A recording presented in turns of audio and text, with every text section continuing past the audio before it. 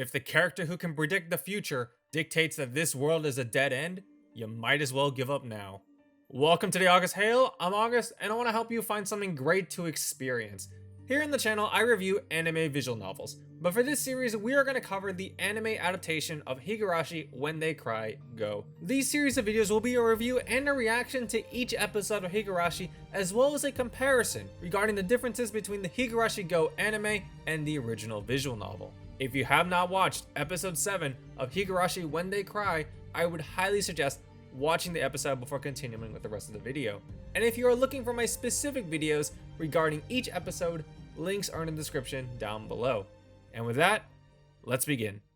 We begin where we left off last episode with Keiichi, Shion, and Takano exploring the inside of the Furude storehouse. Here, Takano tells the ancient folklore background of Hinamizawa, explaining more about Oyashiro-sama, the Onikakushi practice, and the true meaning behind the Watsunagashi festival, all while reading a book in complete darkness.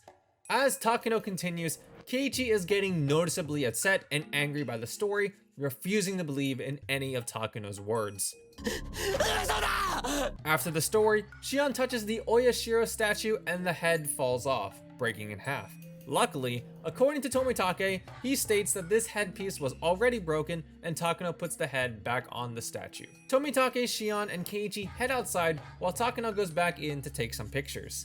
At least, that's what Tomitake hopes that's all she did in there. The duo splits off, and before Keiichi meets back up with Mion and the gang, Shion tells Keiichi not to tell anyone where they went and what they did that night. Rena, Mion, and Rika find Keiichi as he's about to leave. Rika asks Keiichi if he watched her dance, and he responds by complimenting her on her flawless performance, only to get caught in his lies.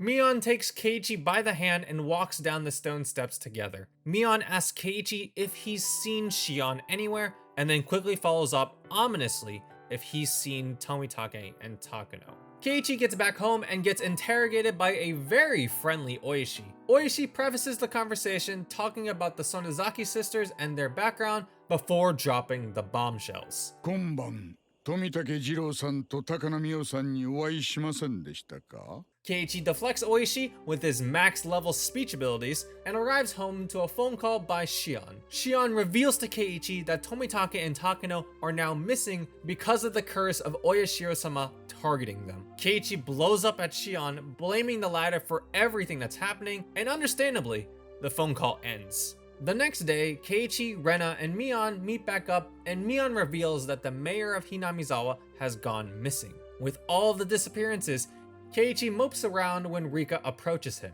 Asking Keiichi what the problem is, Keiichi confesses his sins indirectly. And well, someone wasn't dealing with it this time around.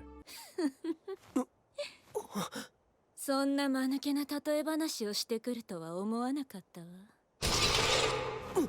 Compared to the direct comparison from the last episode, there are some major differences this time around, that of which certainly pissed Rika off. God damn it, Keiichi, why are you so stupid sometimes? Anyway, Rika saying screw it this time around is quite the declaration, but let's start from the very beginning of the episode and see where it all went wrong. After all, we can't simply blame Keiichi's terrible poker face, right? Back in the storehouse, we can assume that Keiichi is very quickly starting to lose his sanity here in the anime compared to his concerned yet calmer nature in the visual novel. Additionally, a noteworthy detail in the visual novel that is missing from the anime is that Shion heard a banging sound inside of the storehouse, like if a kid was jumping up and down on floorboards. Shion and Keiichi argue back and forth, but both parties adamantly defend their side. A couple of scenes later, Mion takes Keiichi down the stone stairs to ask him if he's seen Shion. This is still the same from both versions, but the anime version has Mion ask another question, specifically if Keiichi has seen Tomitake and Takano. In the visual novel, at this point in time, Tomitake and Takano haven't been found publicly dead or missing yet. However, in the anime, they were last seen stealing one of the festival's trucks. This is already suspicious, but there has to be a reason on why they did that, which further hints that they'd done something terrible. And to Mion, Keiichi might know the reason why. This next scene with Keiichi and Oishi happens out of order. A lot more major events happened prior to this conversation, and it's also framed within a different context. In the anime, Oishi is aggressively hostile towards Keiichi as Oishi awaits his arrival, followed by the tone of their conversation. Oishi is still inferring that the Sonozaki family is the culprit behind Tomitake and Takano's disappearance, but he's marking Keiichi as a possible culprit or as an accomplice. In the visual novel, the conversation is still framing the Sonozaki family, but Keiichi is merely a victim in this case. By Oishi antagonizing Keiichi in the anime, Keiichi is even further unnerved by his accusation, which is escalated yet again when Keiichi receives the news that Tomitake and Takano are confirmed missing through Shion's phone call. The anime events of Watadamashi Hen have diverted at this point, and to add on to the irregularities, the mayor has also disappeared on the night of the festival. In the visual novel, this event has moved up from the timeline, happening way faster than normal.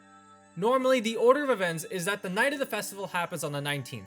A full day goes by, and that night, Shion calls Keiichi, reporting that Tomitake and Takano have died.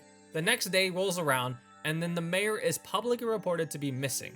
In the anime, Tomitake, Takano, and the mayor have all disappeared on the night of the festival. Keiichi is blaming himself for their disappearances, and Rika seeks to comfort him, which leads to the biggest takeaway from this episode and this arc, with Rika declaring that this world is a dead end, announcing their inevitable deaths. And now it's time for theory crafting time. There's a lot to explore in this episode, and I'll begin with the big picture. Even with the whole Mion-Shion switching and the fact that Keiichi gave the doll to Mion, I think it's highly likely that Keiichi will be the one to go crazy in this arc. He's learned about the abhorrent past of Hinamizawa, trespassed sacred property of the villagers, gets roughly interrogated by Oishi, and is given reports of people disappearing, to which he believes is his fault. The overload of bad news has been hammering him over and over, and with Rika basically announcing his death sentence, that doesn't make it any better for Keiichi's mental state. In the worlds that Rika has experienced so far, everything starts to go wrong when/after Tomitake and Takano dies on the night of the festival. Their deaths become a catalyst for the growing paranoia for the person who goes insane for that arc. So we can conclude that by Tomitake and Takano dying, this world has already gone past the point of no return, where everyone is going to die a horrible death. Even more so for Rika when you consider how she dies in the Watsunagashi and Makashi arcs. Rika giving up here fits her character considering the overall big picture and how many worlds she's gone through. There isn't any indication, but if she remembers the events of the Onidamashi Hen arc, the previous arc in Higurashi Gou, we can infer that she's irritated that her actions wasn't enough to prevent the tragedy in that arc. Here, she's just fed up and wants to move on to the next arc to try again. It's like missing a crucial decision in a game that won't get you the ending result you want, so you load your save data to try again. And now, because I can't talk about anything else further due to spoilers, the video ends here for Higurashi Reboot watchers. For those of you who do not know the events from the original Higurashi, I would recommend stopping here. At the end of this segment and onward, I will be talking about spoiler-heavy details that references details from the original Higurashi plot. Regardless, I would still like to hear your impressions of this episode and your thoughts on what might happen next. I would love to hear them. Thank you for watching this week's video, and I'll see you spoiler-free watchers on the next one. Alright, so this is the segment where we are going to dive into further theories with the knowledge of the original events of Higurashi. So those footsteps that Shion was hearing in the storehouse in the visual novel, they aren't present anymore in the anime. This is significant because this confirms that Hanyu is not present in this arc to help out Rika. With Hanyu gone, Rika is all alone having to solve these repeating Hinamizawas, so it helps explain her defeatist attitude. Additionally, Hanyu's footsteps are also another catalyst for Shion's growing anxiety and paranoia in the Watsunagashi and Makashi arcs after Oyashiro-sama demoned away Satoshi in these arcs. In the visual novel, within the same night of the festival, Shion had kidnapped Mion and her grandmother, and the following night had kidnapped the mayor as well. In the anime, Shion may have already kidnapped Mion and the mayor. With this episode focusing solely on Keiichi, there isn't any large tells regarding which is which, but if we consider Shion being the culprit, she is most likely posing as Mion currently and is the one who made the phone call to Keiichi that night. But that's if we consider Shion going crazy this time around, which leads me to my main prediction. I think that neither Shion nor Mion will go crazy. Instead, I think that Keiichi will go insane and ultimately end up killing Mion. Keiichi's paranoia is at its tipping point here, and it will only take one more push for him to go off the deep end, which I think will be Rika's inevitable death. If we consider Rika dying after this conversation with Keiichi, Keiichi will pick up on the hint that Shion may be alive, which will lead Keiichi to think that Mion of the Sonozaki family is the reason why people are disappearing. Now, I don't think that Mion is behind the disappearances. After all, she's never gone insane once in any of the arcs, but the scenario in which Mion gets killed by the person she likes through a misunderstanding makes my intuition think that this is a Higurashi tragedy that Ryukishi would write. The cruel, cruel man.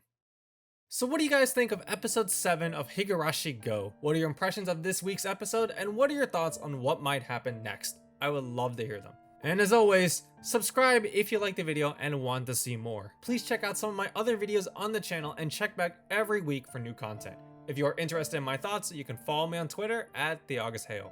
Thank you for watching, and I'll see you all next time.